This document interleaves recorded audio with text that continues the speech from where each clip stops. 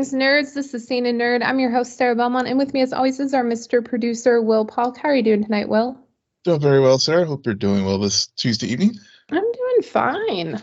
That's good. That's good. Yeah, I just having fun chatting with you about your latest Ateez adventures and stuff. I know they had a big music video drop this past weekend and stuff, so I know I I joked with you like trying to learn more about this stuff, but because I figured I try to teach you about Star Trek, as far as my crazy passion thing, and I figured maybe I can learn a little bit from you about this stuff, but then I realized like, oh, it's kind of like One Piece, where it may take me like years to even like begin to like barely comprehend it.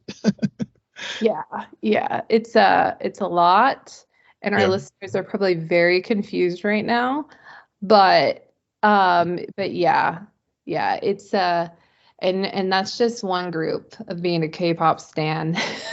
One very complicated group. But yeah, so I don't really know how to segue from that, so I'm just gonna awkwardly transition into Brazil Comic-Con news, where we had so many freaking trailers drop, and more trailers are dropping to prepare us for the new year. Yeah.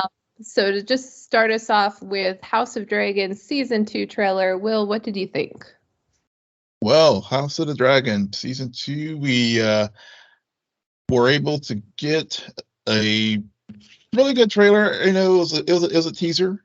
Really reset and reminds us where things sort of left off at the end of Season 1. Of course, with the impending war. Of course, we got Otto and his schemings started the battle between the Greens and the Blacks, and the look that that the Targaryens are all have there. It was just like, okay, I can't wait to summer of 2024 for this second season to start. I think it's a little bit shorter this season, though, if I recall. I think only 8 episodes this time. So but yeah, obviously it is the start of the war between the two houses. So yeah, but I really enjoyed it, and like I said, just can't wait for the new season.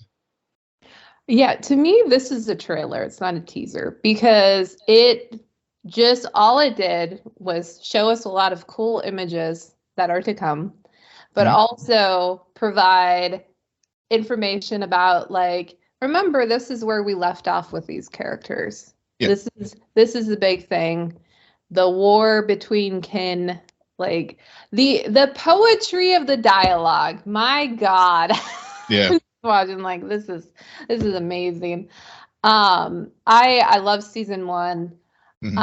I'm I don't know if, like, I was gonna watch Season 2 of this show when the second episode of the first season aired. like I don't need a trailer to tell me, to like convince me to continue investing in this world. I'm already there. And also it's so cool how little they had to do to remind me of exactly what happened in that finale and what is to come. Or not even tell me what's to come, but to just tease me with what is coming. Yeah, I'm very pleased with the trailer. I hope not to see more, but granted, I remember when we saw the trailer for Season 1, and then I saw it for like 6 months straight, and I'm like, and I despised the show going into it, and then I loved it. Yep. But still, I was like, come on. Yeah. Well, yeah, exactly. I know you haven't been a person who did watch Game of Thrones, and of course, I had the bad taste in your mouth from that final season. But of course, I was a newbie to the universe. But we bad taste in my mouth. Oh, I thought you did. I thought you were disappointed with the finale. I mean, you have to watch it to understand the complications. Like, it's very complicated. But I would say, out of the people who like really hate it, Like, I'm more in the middle.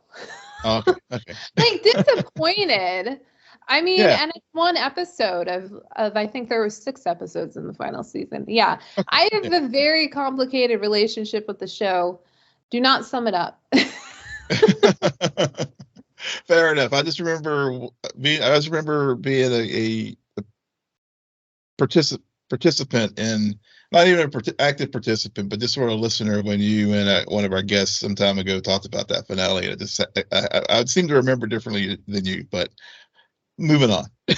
Moving on. The Boys season 4 trailer also dropped, and this one I watched it not too long ago. Mm-hmm. I kept seeing Homelander's head, and I'm like, okay, I'll watch it. I'm gonna watch it closer to when we actually record. And the one thing I noticed in the trailer is that Homelander is not talking. Like, but we see him. Mm-hmm. We see him in so many different situations, and I'm like, this character is just brilliant. And we say this all the time. We should hate him, but God, this show, I don't know what it would be without him. We don't.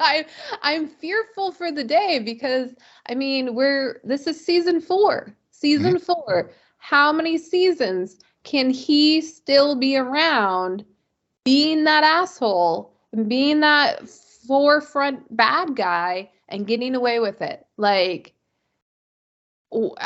how long? But I mean, the past 3 seasons, still every time I think I'm getting to the point where I'm like, okay, I'm over this. They do something and I'm suddenly like, oh God, we can't lose Homelander. Yeah. Protect this man at all costs.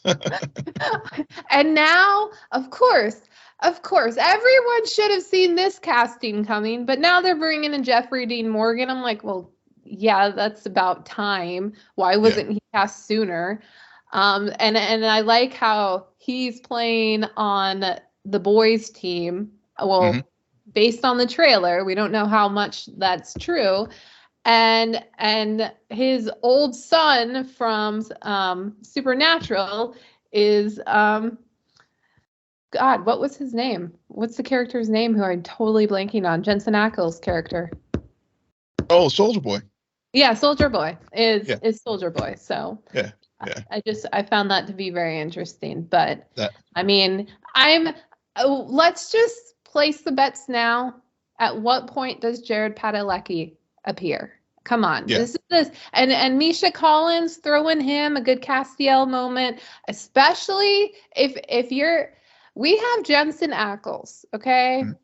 Sorry, I did watch a fair amount of Supernatural, but we have Jensen Ackles, who we've been set up to have the sidekick of all sidekicks. Please cast Misha Collins. I don't even know if this character exists, but if there is such a character, please cast Misha Collins, because that just needs to be a thing, okay? Yeah. And people who've watched Supernatural know what I'm talking about, like Dean Castiel. Dean is still, or whatever that ship name. But yeah, that needs to be there. Anyways, Will, what did you think about the trailer? Well, they could do what they did with Misha and bringing him in with, maybe making a new suit that's original to this universe, because that we did see 2 new suits in this trailer with Sister Sage and Firecracker. Sister Sage was the African American lady who was narrating to Homelander, talking about the fall of democracies, Rome, Greece, and thinking back to Gen V, how they were trying to get Rhea to be the first Black woman's soup on the 7, but looks like we know that this happens after the events in season 1 of Gen V. So I guess they found their African American woman soup, and then. But also, I think the bigger thing too that you raised that is so true, and I didn't think about it till you until you just shared it, was just the presence of Homelander. He didn't have to say a word. Mm-mm. It's just the presence that this man has over everything that was going on in this trailer. Yeah. And Just Anthony Starr doesn't need dialogue. He's just communicating his smugness through his eyes. Yeah, totally. And so we got that. Of course, we do see the trial of Homelander, because again, he did murder someone there in the street, and they will have the facade of a trial, but really we all know that Homelander is not going to get convicted of anything.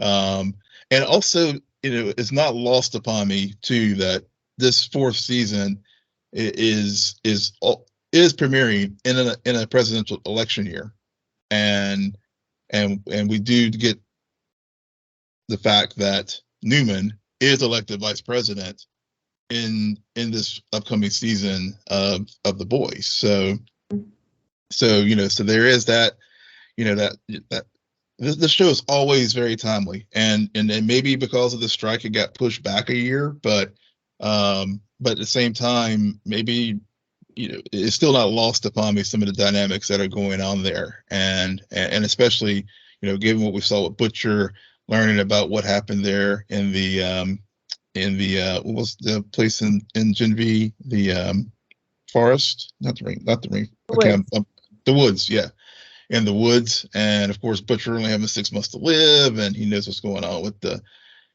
what was going on down in the woods. So I mean, it's just I'm really looking forward to The Boys season 4, because it's gonna like you said, just when you think they can't top themselves, they find out a way to do so. And even Eric Kripke today was tweeting about how he's like, he always has his little teaser tweets about how we were going to blow your minds each year, and so he was doing that today. Of course. Yeah. The other trailer is for Fallout, based on a video game, and I believe it's going to be a series on Amazon Prime. That's correct. I know nothing about this game. I've heard the name Fallout before. I watched a trailer. To me, it felt like any other thing I've seen in this kind of dystopian end of world or after end of world type of genre. Movie, TV show. So I might, especially because a lot of our listeners know, like, I'm a huge fan of the podcast / YouTube channel Kind of Funny, and they're big on video games. So if I hear them singing praises about it, I probably will tune in. But I will tell you right now, like, there was nothing where I was like, oh wow, that's interesting. Ooh, that's cool. I was just like, okay, so got it. Awesome. This is post end of world. Okay, haven't seen that like 900,000 times. Yeah. I had that similar thought. I mean, it did. I will freely admit it was intriguing for me, but more of it in the vein of, okay, we've had this adaptation of another well-known game recently with The Last of Us, and of course, and there's also Halo, which is another game that was developed, and I think it's on Paramount Plus. So Halo didn't grab me. I was just like, this one, I'm kind of curious. I'm curious about it. I feel like I do want to just check it out, and it may be like one of those hidden gems that that may work, even though I haven't, I've never played the game, but it may have a very compelling story and stuff, and it looks good. I mean, just from a production standpoint, it looks really good. Yeah. So it doesn't look cheap or anything like that. So, but neither of those Rings of Power, and we both bailed on it. So I'm gonna check it out and see what happens. Yeah. And then So you just put Star Trek Discovery season 5 on here. So yeah, just mainly that I thought there was going to be a trailer, but they really didn't have a trailer. I did a clip reaction to a scene that they have for the upcoming final season of Star Trek Discovery. But we did get the release date for the final season, which is going to start airing in April, along with Fallout. Is also airing on Amazon Prime in April. But Star Trek Discovery will be on Paramount Plus in April. And I mean, it was this was the a lot of folks call it New Trek, but really this was sort of the kickoff of the streaming Trek series. And of course, Strange New World spun off of it, several other shows, and it's overall it's been. I mean, I've liked it. I mean, the last couple seasons have been kind of for me, but yeah, I mean, it's you can't deny the fact that it definitely showed that there was appetite for Trek, and it's definitely been the foundation for a lot of good things that's rolled off from it. So they did have a panel at Brazil Comic-Con this weekend. Cool. Yep. Very cool. And then there's there's a few little bits of news. Don't have to like deep dive into them at all. Reacher has been renewed for a 3rd season. Have you started the 2nd season? The second season premieres December 15th. So It actually got renewed before the 2nd season has even aired yet, but clearly I guess they're getting some pretty good metrics back as far as social media buzz and other things that they went ahead and renewed it for a 3rd season. Well, Amazon Prime is just firing on all cylinders right now, so it does not surprise me that they're green lighting things. Yeah. we also know where that sometimes leads a company. So yeah, true. Getting trigger happy. The Last of Us season 2 starts filming in February. And Spider-Man Noir live action show is in development on Amazon Prime, speak of the devil, and has hired Scott Lightfoot as co-showrunner. He was the co-showrunner for The Punisher on Netflix. So he's also responsible for season 2? Believe so. Yeah. Okay, interesting. Season 1 of Punisher is really good. Season 2, they make some decisions.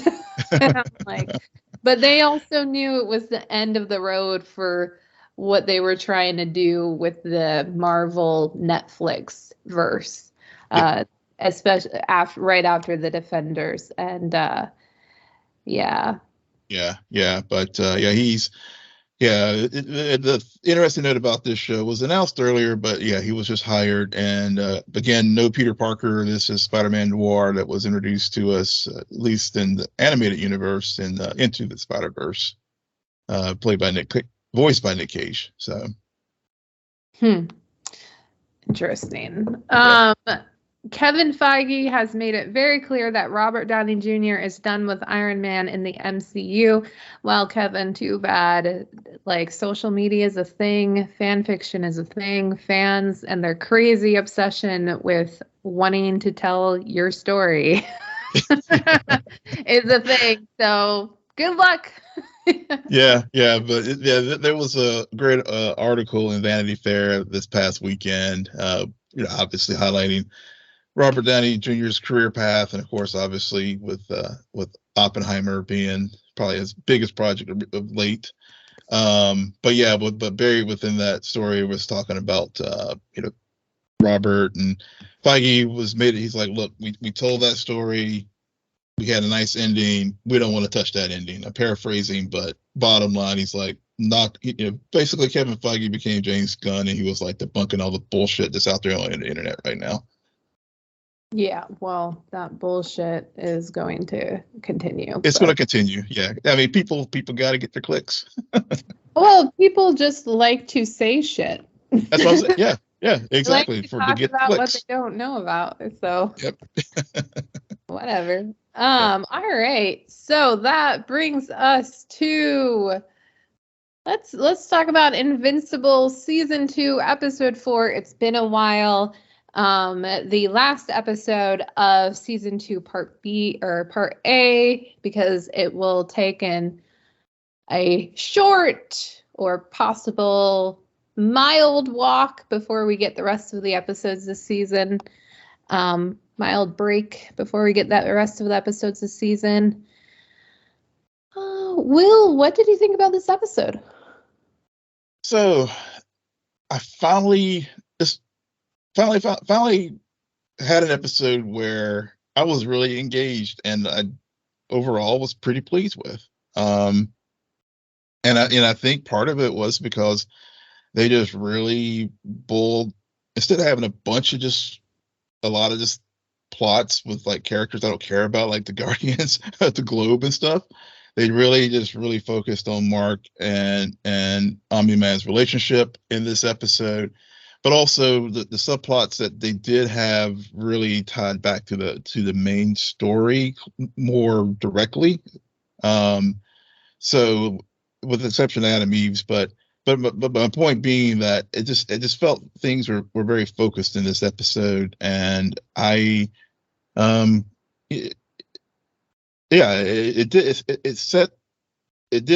its job as far as just closing out the first part of the season and setting up the a sort of mini cliffhanger there to as far as what's going to happen with Omni-Man and Mark after all the events of this episode. Yeah. To start us off, or to continue on that. I'm having a weird way with words tonight, just FYI. Grammar is a problem. But to just share my opening thoughts. Steven Yeun, I never paid much attention to voice actors, and I know this actor from The Walking Dead, of course, and from a few other different projects. He really impressed me within the first 10 minutes of this episode.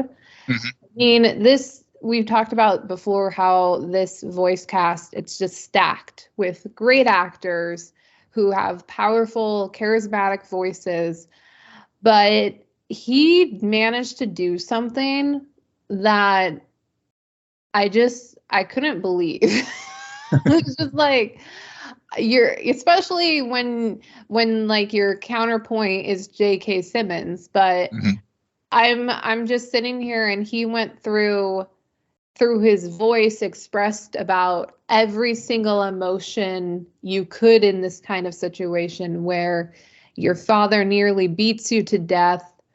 You've realized that your father is not who he claimed to be. He's not the hero. He's actually the villain in this story. And he disowned your mom, and he killed all these people. And yet you haven't seen him in probably like 3-4 months. And then you unite with him.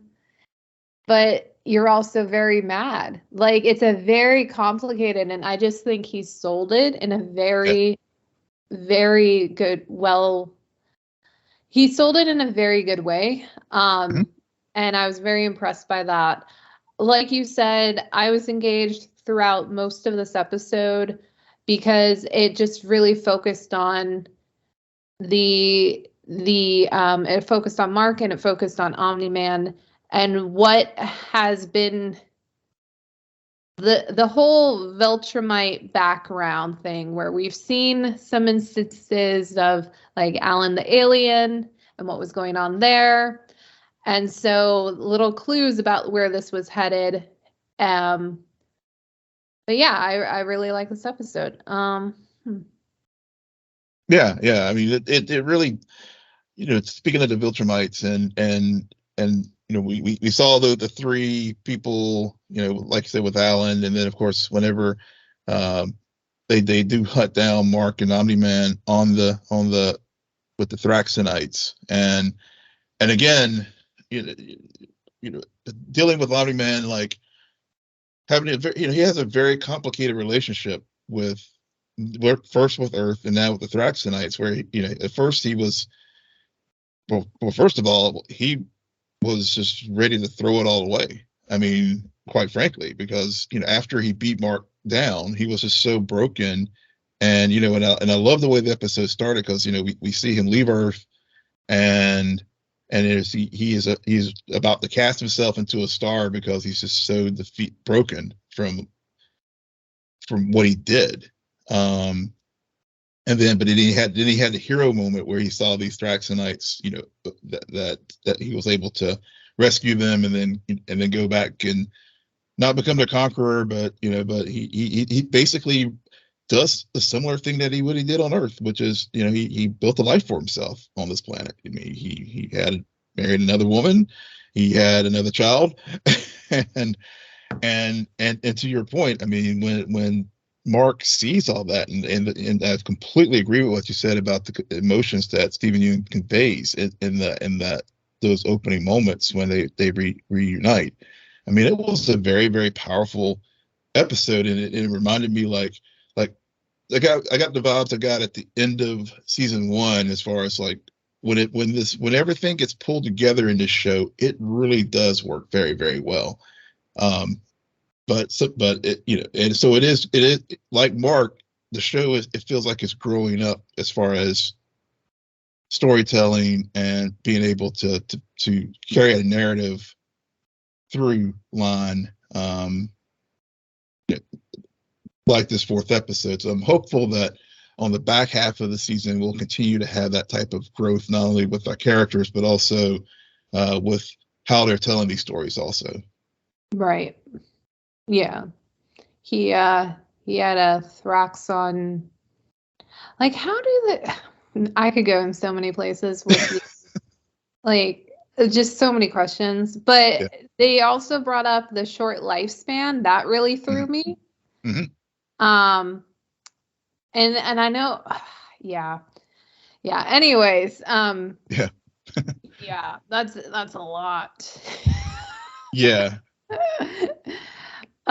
So what did you think about when Nolan breaks down after seeing the aftermath of the Viltrumite soldiers basically killing all of these Thraxon people, and he almost starts beating Mark up again, and then he just is like, why do I care?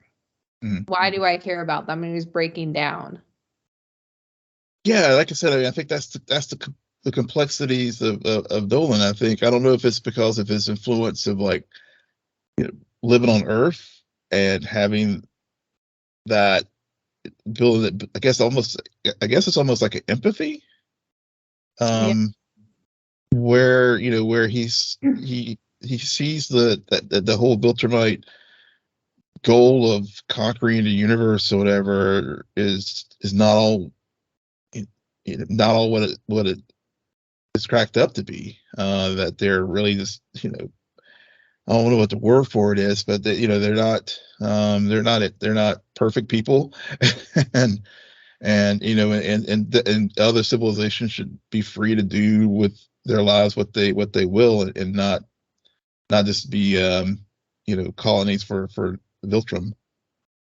Right, but he was on Earth for what, 20 plus years? Yeah, because Debbie was like, when Debbie like breaks down with Art, she was like, she talks about how long they were together and stuff, and that was another cool thing I did like about this episode too. And I didn't realize that it was Mark Hamill that does Art's voice until I was just happened to like look at the credits, and I was like, oh, I wonder what's speaking to your point about excellent voice cast, but he makes a good point about the strength that Debbie has versus Nolan, because and so I think that gets to some of what you're getting at, which is she was always the rock and held everything together, and Nolan would flee or whatever when he didn't know he wasn't equipped to handle certain types of situations and stuff. So No, I was just wondering, why did Nolan stay?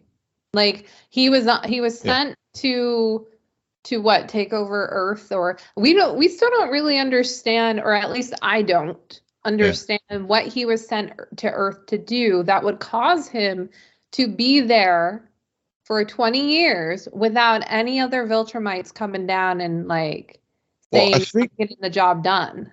Yeah, well, I think it was sort of what General Craig explains to Mark at the end of the episode, which is to basically prepare him to be conquered. Right, but it took him 20 years. Well, I think that's the complexities of Omni-Man, that once he got there, he probably did at first wanted to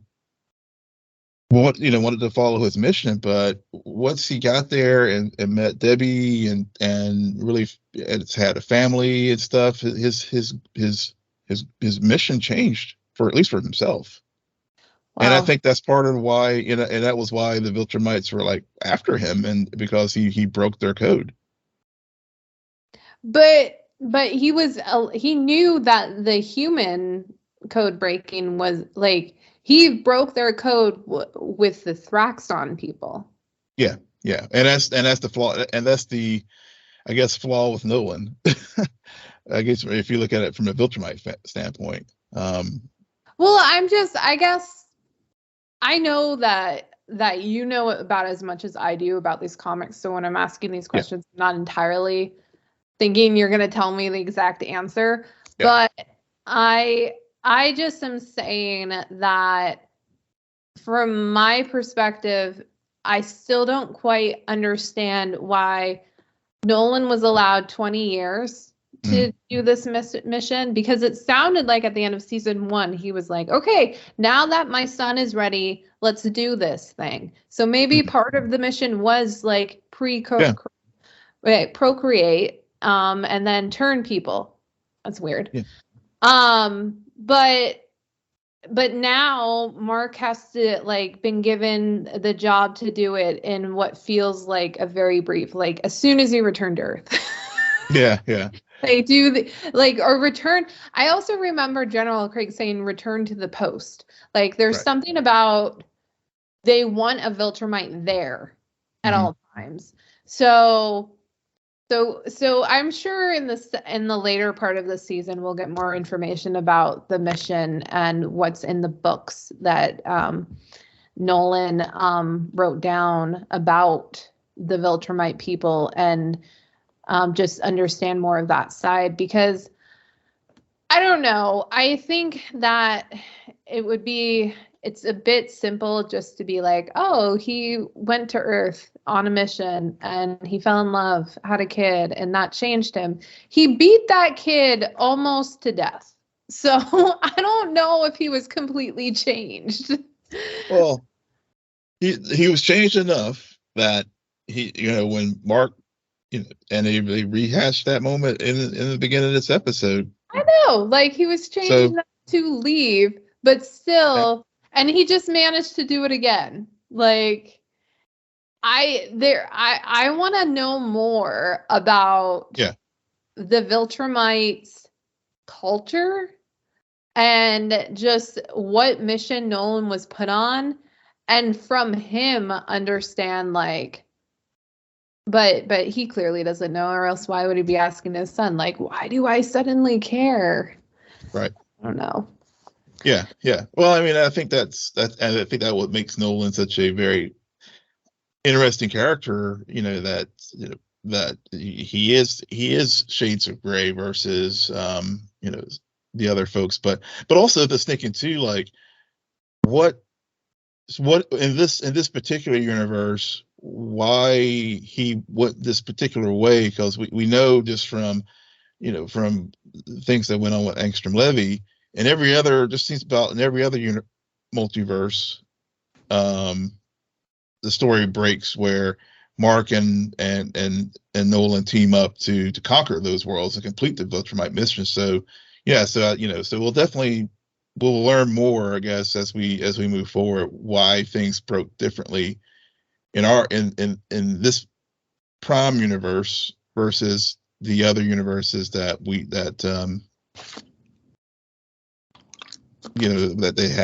that they have in Invincible. Right. Yeah, I forgot about that, but yeah, you're right. Like, they did plant that seed that this is a rare universe or a rare dimension, this outcome, and the decision that. So it's not just why Omni-Man did what he did, why Nolan did what he did, but also why did Mark choose differently? Because it was Mark's choice too, at the end of the day, to decline it. So there's a lot of questions, and I can appreciate how, in talking about it, it sounds as though, as viewers, we're asking the same questions that the characters themselves are asking. And it's not obvious, and it's not the answers are not obvious. So that's just good storytelling. I still think that we're going to get to the second half of the season, and I'm going to be like, it was all right. And then the finale, be like, oh my God. And then 5 years later, when the third season drops, I'll be like, oh, okay. Haven't thought about this in 5 years. So that's a bit annoying, but in the present, I'm good. Yeah. Well, both Kirkman and Seth Rogen both said they're not going to have a crazy long break between seasons 2 and 3. So I'm happy to hear that. Yeah. Oh my God. Anything else you want to touch on before we head into Doom Patrol? No. I mean, there's a whole Donald story that still, that channels Agent Coulson from Marvel, but yeah, that was the one other note that that, and also Adam Eve's again, just messing things up. But I think now looking at that story, I know we watched the standalone episode, and I know we both we watched it, but I think it definitely added, for me at least, it added a little bit more resonance as far as whenever she got into the fight with the dude on the bridge. It added a little bit more stakes to that fight. So in that standpoint, I was glad I watched it, because it made that whole sequence a little bit more meaningful for me. Yeah. I think I probably wouldn't pay as little as attention I am paying to that storyline if I hadn't watched the Adam Eve special. I still have yet to find something about it that's really interesting to me, like, or really creative and really unique and different, or something I haven't seen before. Yeah. But there's still episodes come, so I may change my mind about it. I'm just, in my mind, for some weird reason, I'm just looking for redemption for her father. Yeah. I just am like, same. I'm rooting for the dad more than her at this point. Yeah. All right, so that brings us to Doom Patrol Episode 8, Fame Patrol, where we get confirmation relatively right away that Isabel Feather, or not relatively right away, we get confirmation at the appropriate Doom Patrol speed that Isabel Feathers is Immortus. Yep. Immortus, and there's a parade. There's a lot of pairing happening, a lot of pairs. We got the Casey and Dorothy pair, which quickly turns into Casey and Jane, and Dorothy and Cliff, and then Larry. I'm just gonna say it now. One of the reasons why I really liked the first episode of the second half of the season is that Larry was very minimal. I got a bit too much Larry in these last 2 episodes where I was like, okay, moving on, because I can only beat this drum so much. But his story was played out 2 seasons ago. It's always the same thing, and I'm like, okay, so tired of it. But overall, these characters are just, sometimes it's just like, I don't really care and understand what's going on, but these characters are just fun to watch and interact and do weird shit. Yeah.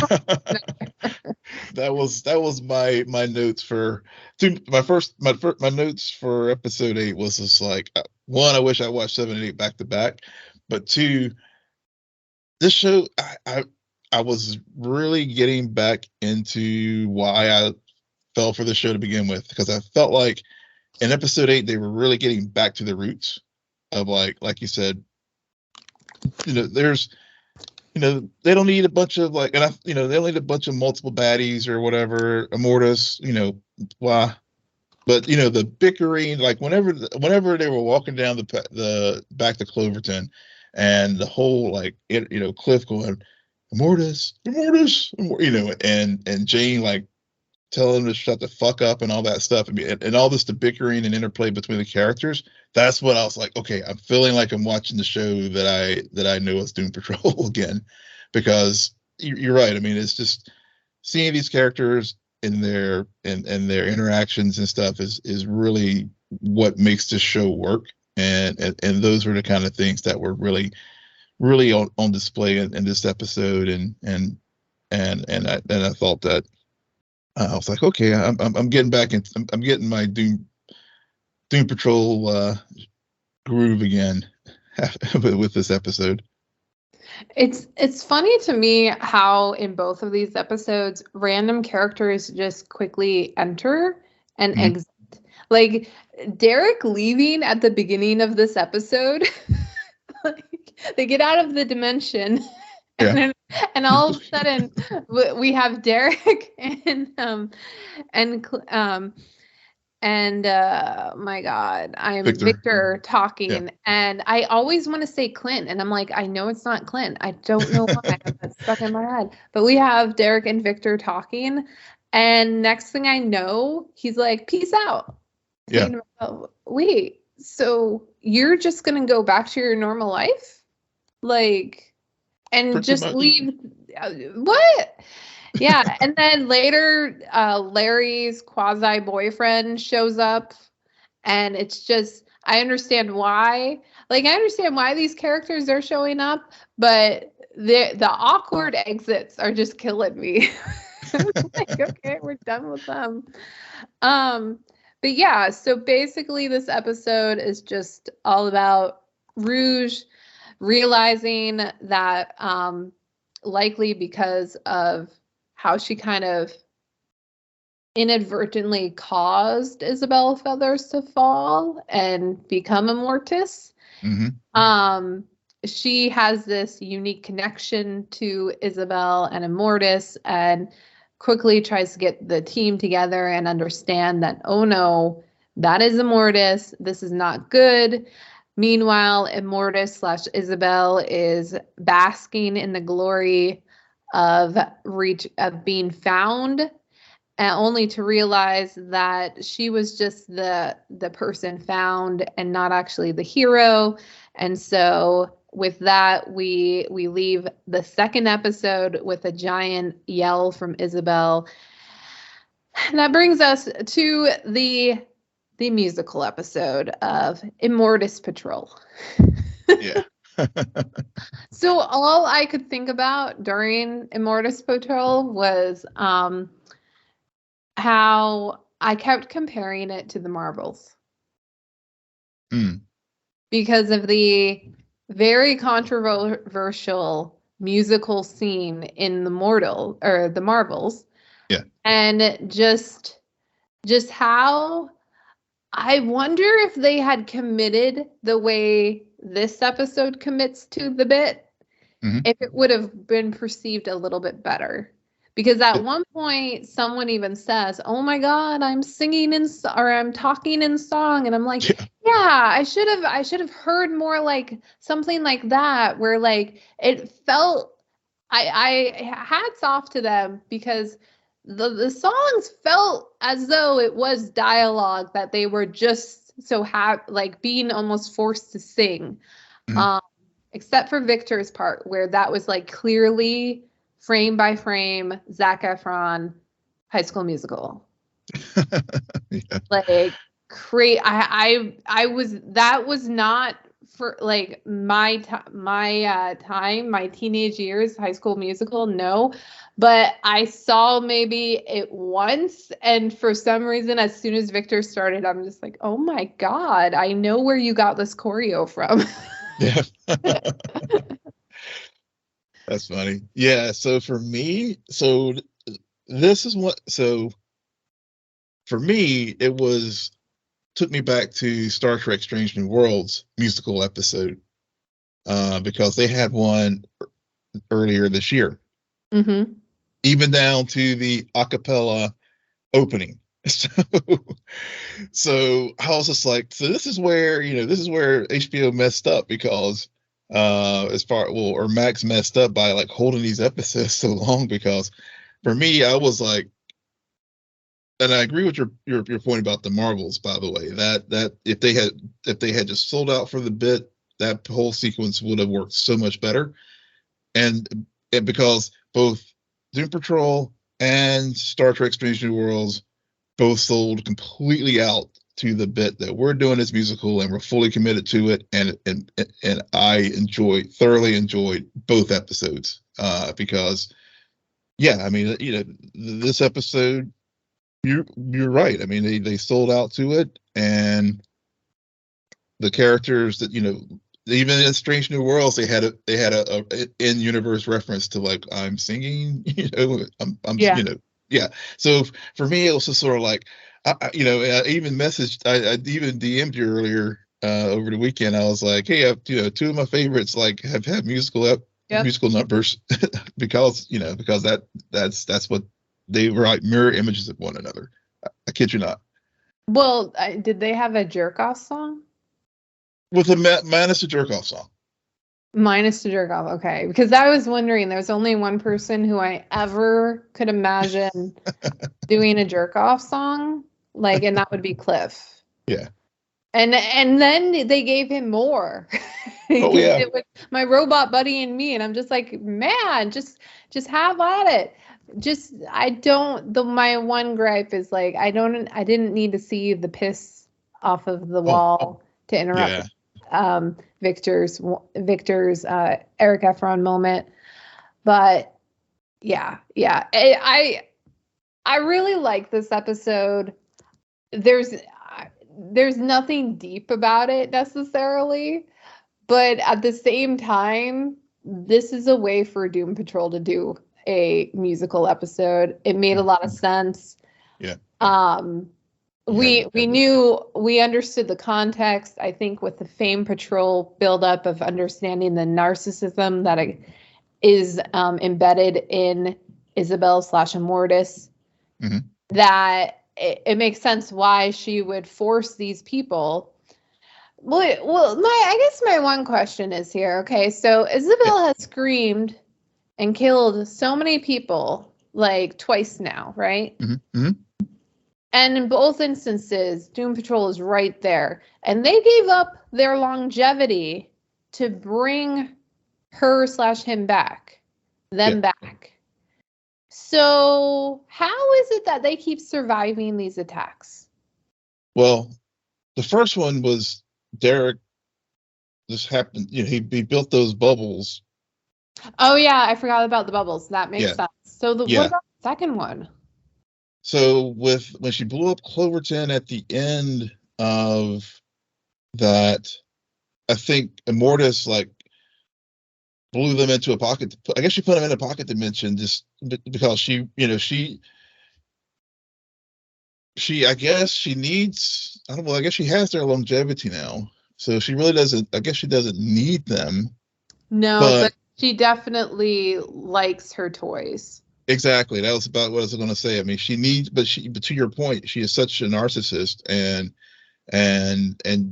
Immortus Patrol really builds on Fame Patrol, where she, constructs an Immortimas thing, and, to satisfy that narcissism and need for, to always be the center of attention and stuff. I mean, even down to the dinner, right, and seeing how all that played out. So she keeps him around for that reason. Yeah. It just was weird towards the end of the dinner when everyone started to voice their actual opinions, and you're like, okay, so you're the threat. Why? Yeah, and maybe it has something to do as well with the connection between her and Rouge, because Rouge clearly, because we see in episode 8, Rouge knows that she can reverse time and be able to redo events into Immortus's favor. So maybe there's kind of some protective thing there too, where she can't destroy Rouge, even though she did like make her put herself in a chokehold. But yeah, I mean, I think there's several levels there as far as why Immortimus keeps him around. Yeah. Well, all I foresee is a zombie butt killing Immortus and Cliff being the hero. Yeah. There's something about that's gonna work itself out, because that zombie butt in both the pocket dimension and in reality is out there somewhere, just chilling, thawing, and will definitely be biting someone and killing someone. So, all right, when we got the finale, the series finale next week, and that will be a wrap on Doom Patrol. Yep. All right, Will, tell our listeners where they can find you. Yes, you can find me on X, formerly known as Twitter, at Will M. Polk, WILLMPOLK. And you can find me there too at SJ Belmont, SJBELMONT. Please follow our crew on Twitter at CNN Nerd. Friend us on Facebook, follow us on Instagram and Threads at scene_n_nerd. And visit our website, www.scenennerdpodcast.com. But most importantly, rate, follow, and comment on Apple Podcasts, Spotify, YouTube, or wherever you get podcasts. Good night, Geek Out. You're welcome.